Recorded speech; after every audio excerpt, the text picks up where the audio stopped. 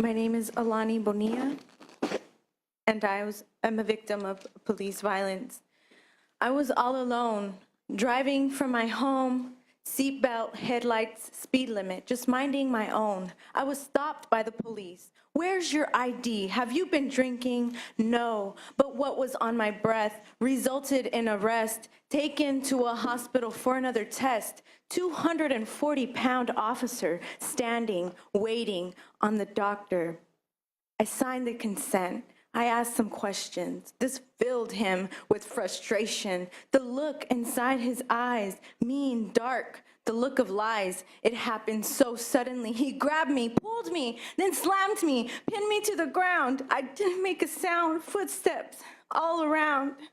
My eye was bleeding. Internally, I couldn't see anything. I felt unsafe, so small, curled into a ball, nurses crowded just to stand and stare. Their feelings weren't there. I was kidnapped, then strapped to the back of the seat. I couldn't breathe. Help, please, I need a doctor. Where are you taking me? Shut up, stop faking.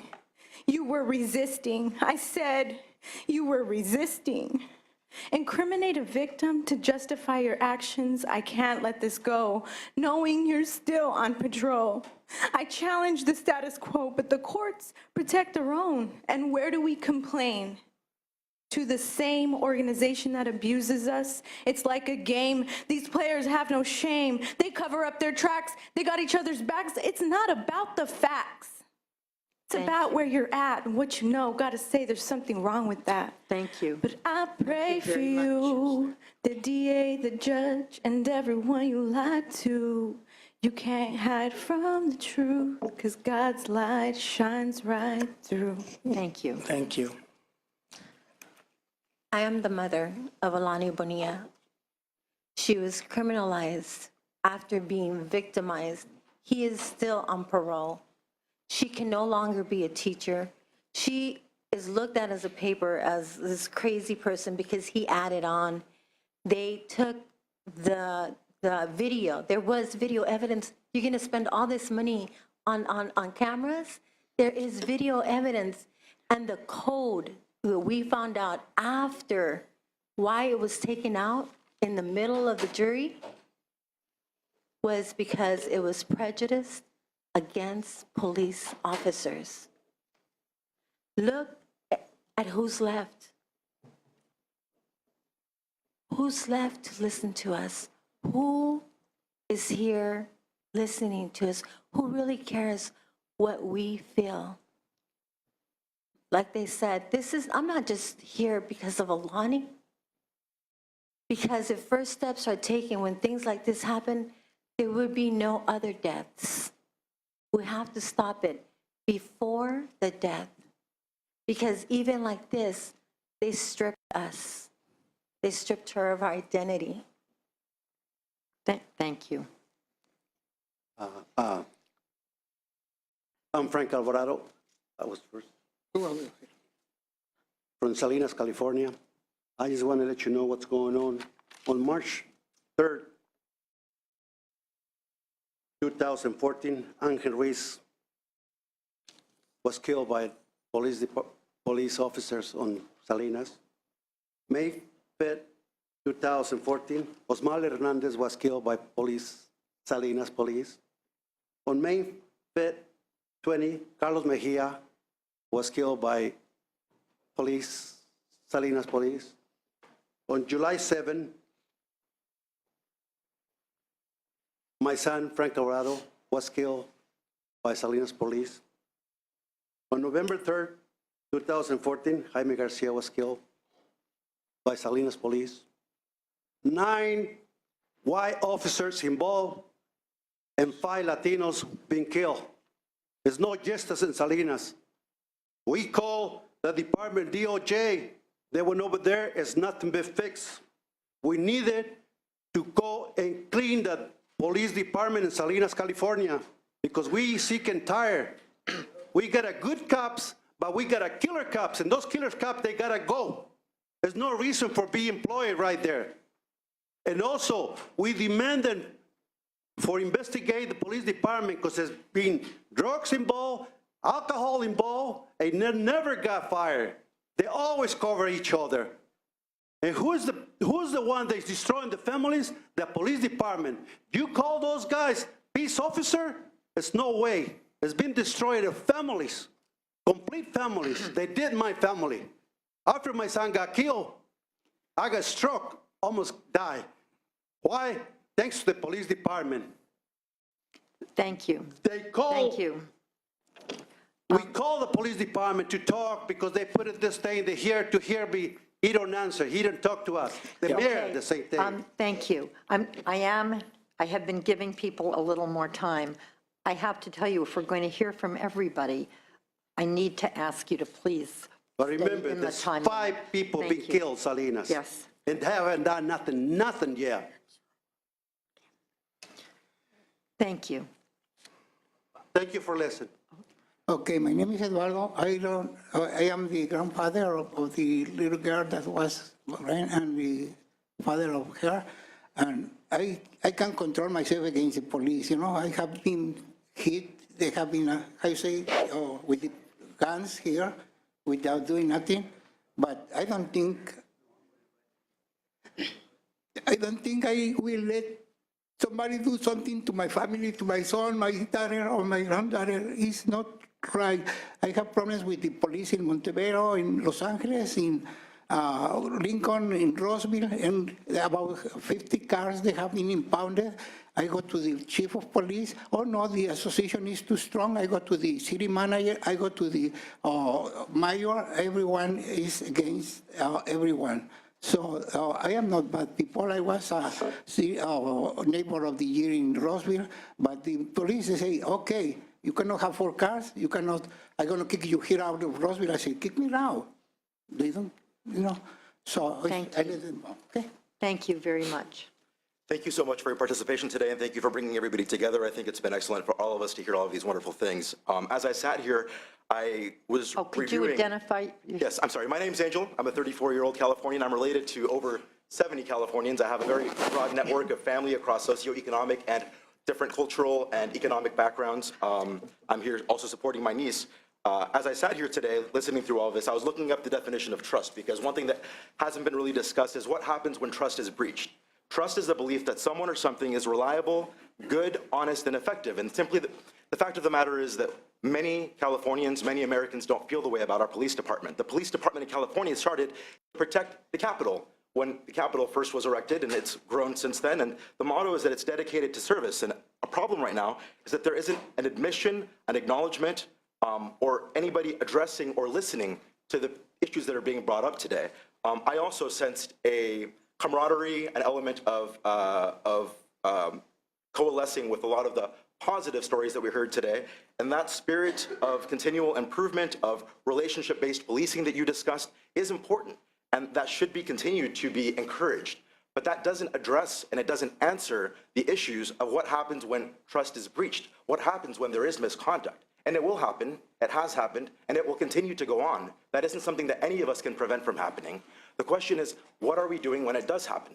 We need data that's already been established. I would encourage you all to please look at the 10 states that Joey Esposito talked about and what they're doing and model yourselves after that. Make California a leader in this particular area, not a follower. We have a larger population to be held accountable for. When we hear things from Mike Durant with PORAC and his colleague saying that the process might be difficult and cumbersome and that things are already fair and impartial, those things simply aren't true. There isn't something that anybody can even discuss. You could argue climate change. It doesn't change the fact of the matter that that isn't the way that it is. Thank We don't you. trust words, we trust actions, and we hope that your actions help. Thank you very much.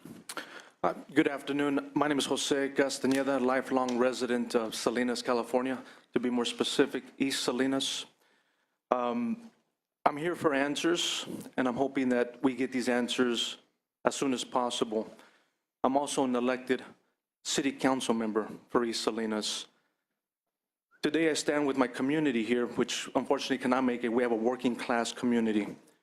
Salinas is 155,000 residents, 70% Latino, 65% is 35 years or younger. As the previous speaker has mentioned, or before him, there has been 5 officer-involved shootings in 1 year. Yes, Ferguson's on the mainstream media, New York as well, Los Angeles, but here, 3 hours south from you, the Sacramento State Capitol, Salinas had 5 officer-involved shootings, and to this day, there is no justice, there is no peace. The Department of Justice at the federal level has been involved in Salinas in Monterey County, also because of a previous corruption scandal from the King City Police Department, which is a city of 13,000, 90% is Latino, yet they're not reflected in the city council or representatives. I've been blessed to be a representative of my community for 13 years. And I can tell you that I have sat in city council meetings before with a mayor who is a retired police detective and know personal stuff about him that he has done that are pretty dirty. And I can Thank tell you you. right now that I have 11 officers standing and intimidating me, including the chief of police. We're looking for answers. We need them now, not yesterday. Please do something about it. If not, we will go back to our hometown and file restraining orders against these officers because they continue working in our community. Thank you very much for your testimony. Good afternoon. My name is Stephen Fajardo. Could you move that closer? Thank you. Yeah, thank you. My name is Stephen Fajardo, retired lieutenant, Oakland School District Police, Oakland, California.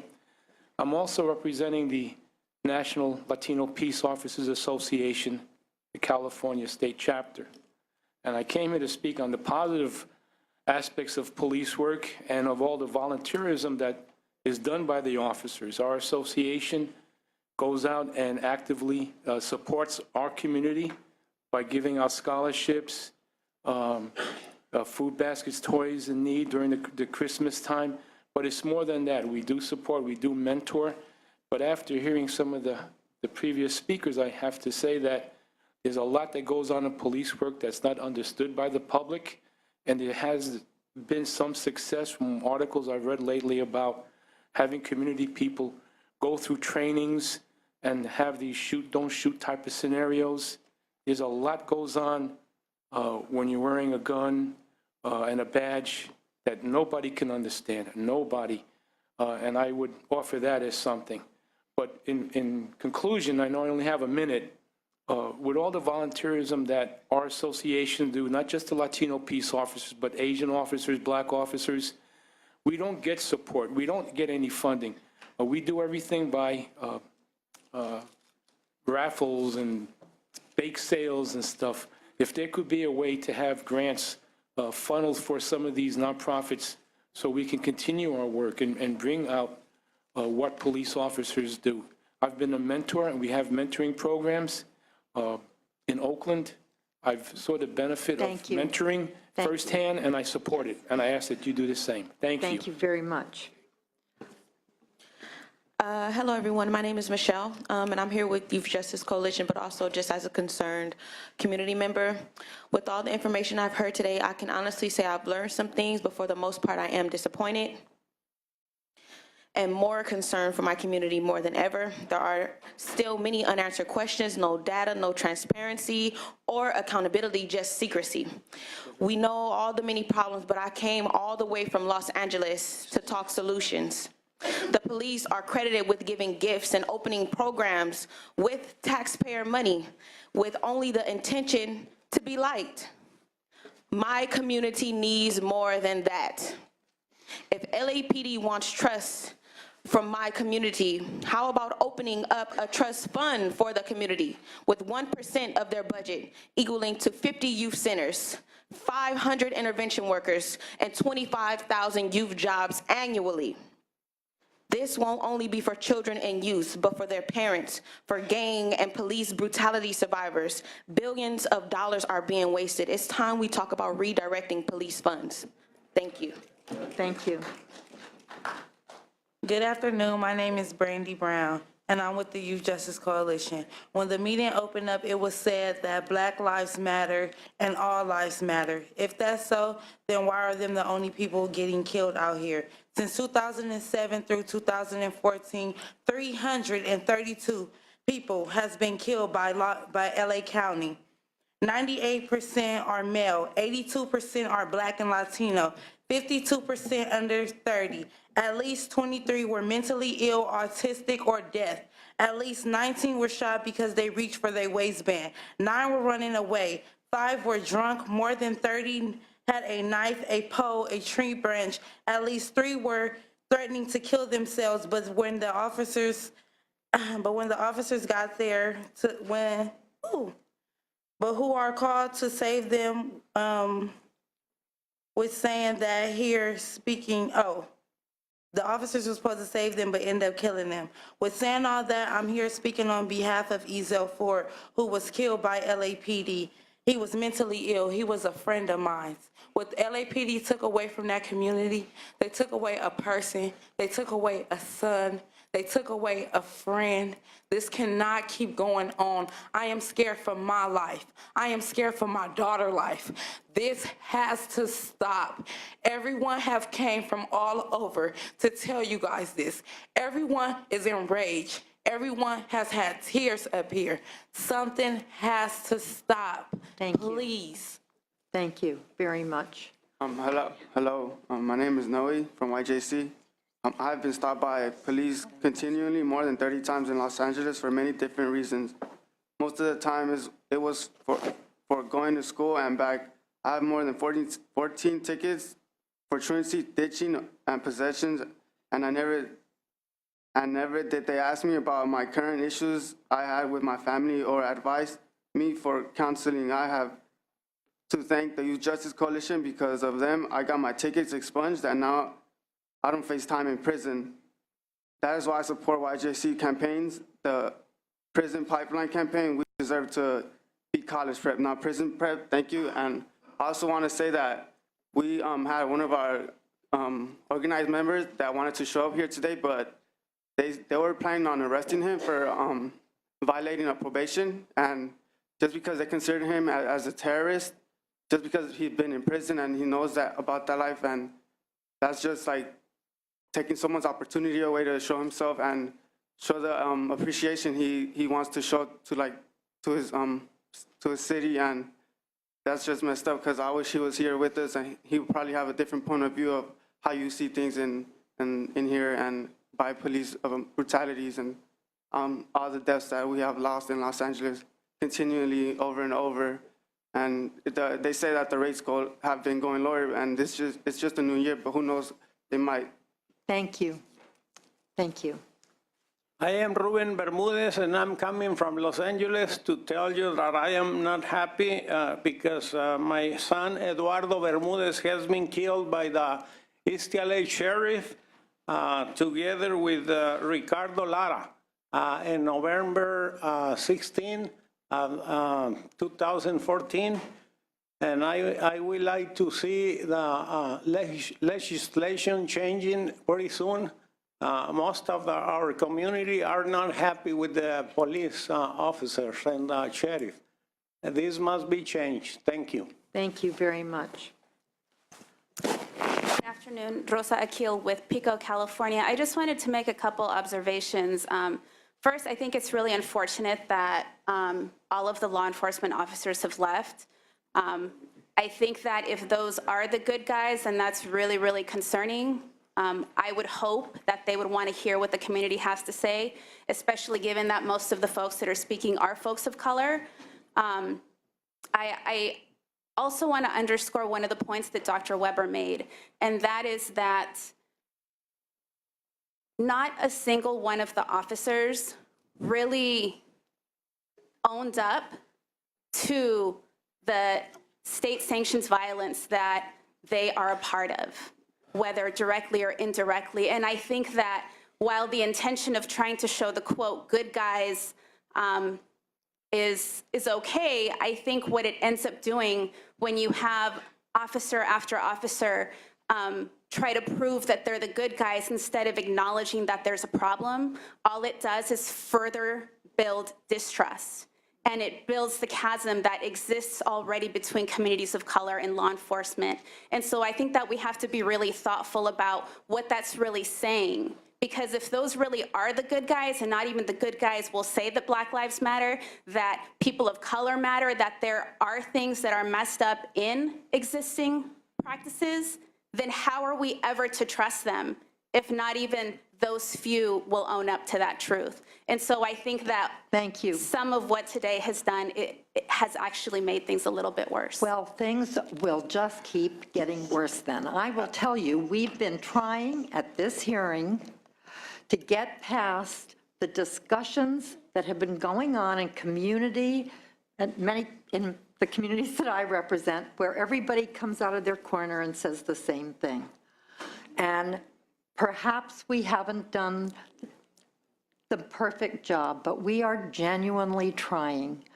And trying to say, how do we look past this dreadful situation that we've all been learning more about in the last few months and try to build something different? And we will, and I'm sorry. If I may just, Again. No, I'm going to say something. Look, we had here, you saw him, the black officer, deputy chief of Richmond. Richmond has had one shooting of a civilian in the last 7 years. That's why we heard from him. He is not ignoring things. He has made change. And the police chief there he was out with the demonstrators saying Black Lives Matter. That's why we had him here. You saw that couple, interracial couple, talking about a success in LA in one place. I live in that place. Well, I don't want to hear that right now. You're out of order. So let me just say, I want to hear your experiences. I don't want you to criticize the people who've been up here before. Now, please, give us your experiences, not criticizing people who are trying to do their best. I think it's my turn. Yes, it is. Yes, It okay, is. thank you. you. Thank you. So I'm Paula Hawthorne from Oakland. In Oakland, of course, we're under a court order, and we have one of those early information systems. I want you to write down the name of a book and a professor. Professor Samuel E. Walker. The name of the book is The New World of Police Accountability. In that book, which is a textbook, he outlines what needs to be in one of those early warning systems, like the one we're getting in Oakland, like the ones that they should have in other places. He also outlines the fact that this issue of how you manage citizen complaints is absolutely key to police accountability. There have been time and time and time where officers have been promoted, and everyone here knows that. Officers have been promoted without them even taking into account the citizen complaints. Is that because of conspiracy or incompetency? I always lean toward incompetency. I think they weren't taking into account the complaints because they weren't keeping track of them. They need to keep track of them. If there's one thing that you can do for this state, it is to have a standard of these open citizen complaint agencies, as the judge pointed out. We need that. We need one of those, and we need good, accessible, and you could do it by number, but at least accessible information about what happens to the complaints, how quickly they get adjudicated. Thank you. Thank you very much. My name's Everett Adam, and my stepson was Bobby Henning. My wife spoke earlier. He was driving through LA and was shot and killed by officers. And I'm with a coalition of families against police brutality. And you had some people up here talking about numbers that aren't available. Our families have taken that into consideration, and we've recorded 1,100 killings by officers last year. That means there was 3 every 24 hours killed. And that's unacceptable.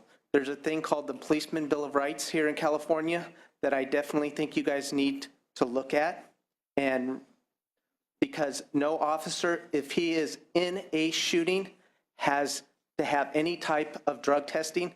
If we want to look up to them like we do our football players, basketball players, and everyone, and ourselves getting drug tested at work, if they've done something wrong, we get drug tested. Why don't they? And the oversight board, they police themselves. My son was shot in February 2012. The Internal Affairs didn't even question the 6 officers at that shooting for 13 months. 13 months before they were even talked to by Internal Affairs. There has to be something where the police are not policing themselves. And I hope you guys understand. And last thing is, someone said it earlier, you know, you guys are saying that those are the good police. Well, here's the community here coming and listening to them and not saying a word. And this is the second time I did this at the Sacramento City Council, and they get up and leave, and they don't listen to what the public is saying, and they say they're here for the public. Thank you. Thank you. My name is Debbie Reyes. I'm with the California Prison Moratorium Project. We're located in Fresno, California. We've also put together a coalition that Mr. White is not familiar with. He hasn't attended any of our meetings yet. However, it's called the Fresno Coalition Against Police Brutality. We've been tracking officer-involved shootings in Fresno, California for over 10 years. And every time there's an officer-involved shooting, beating in Fresno, we have community members come out and hit the streets with signs protesting and asking for accountability from the Fresno Police Department. So I'm here to let you know that there is a contingent here from Fresno, and also we're part of a statewide organization or coalition, Californians United for a Responsible Budget.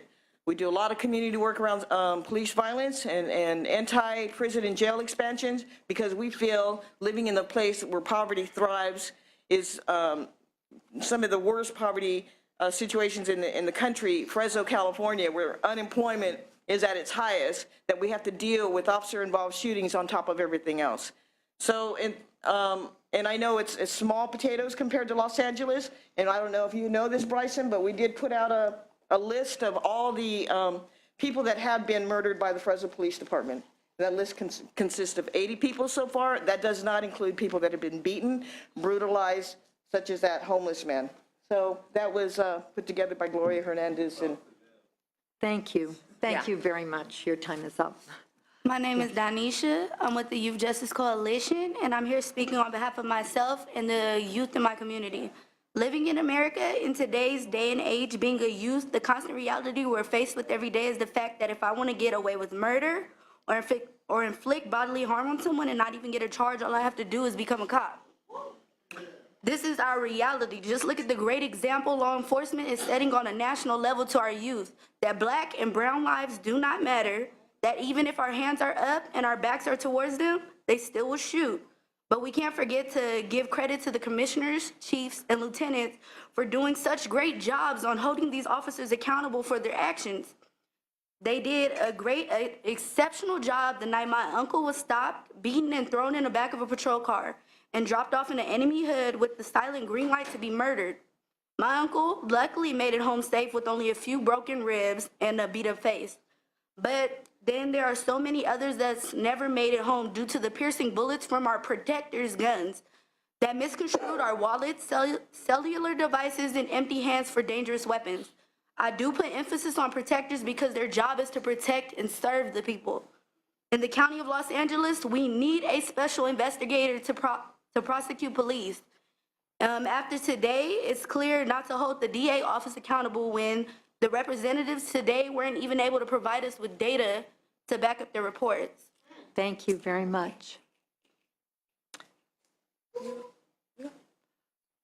Hello, my name is Teru Williams. I'm a survivor of police violence, police crime. I was almost assassinated by police. I was shot in my back, and if the police said that this never happened, high officials saying that this never took place, but I'll show you, I have scars, I have paperwork that shows this is proof that this happened, and this is falsifying reports. And the guy that you said from the Southeast Community Police Station, Tangarides, he signed this along with Antonio R. Vergosa, along with William J. Bratton. And I done brought this up to the committee, and I said, why do they don't want to investigate? Well, they investigate their own crime, obviously, and they said they didn't do nothing wrong. And obviously, they said they didn't ever even shoot me, because here they say they just slapped me in the back of my neck and put a knee in the back of my head. But they didn't tell you how they shot me and I almost died. And they didn't also tell you that they put me in jail and tried to put me in jail for 64 years. And they don't talk about none of that. But obviously here they said that, you know, that was all justified.